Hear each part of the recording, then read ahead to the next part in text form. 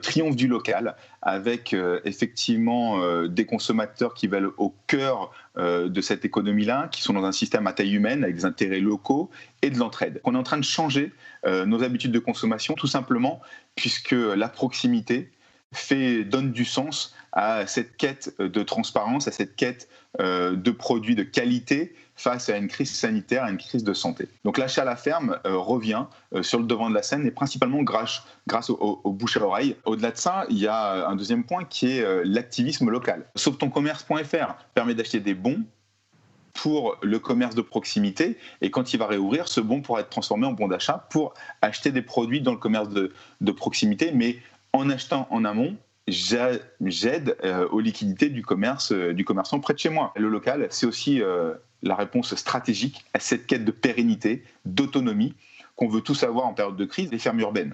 On en parle beaucoup, ça fait gadget, ça fait le hipster qui va faire sa salade sur son balcon ou qui est du restaurant, mais ça a une vraie utilité parce qu'aujourd'hui, une start-up comme Infarm en Allemagne crée des fermes urbaines mobiles, modulables, qui peuvent aller au plus près des consommateurs, dans les centres-villes. C'est le boom des impressions 3D qui revient sur le devant de la scène. On voit des makers qui se mettent à contribution de l'effort et viennent en aide aux hôpitaux.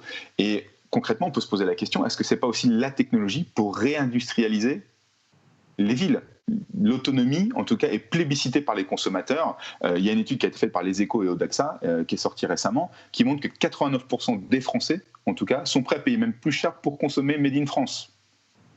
Ça devient stratégique et ça répond à cette angoisse, à cette crise, ce besoin de transparence, ce besoin de traçabilité et ce besoin de qualité. Ce commerce local et ce monde local ne peut se diffuser qu'à grande échelle, qu'en embrassant évidemment l'écosystème digital et l'écosystème des nouvelles technologies. Il faut retenir par rapport à ce discours-là et ce scénario-là du triomphe local, 3 points: l'accélération du commerce de proximité, l'activisme territorial et local, et puis la quête d'autonomie.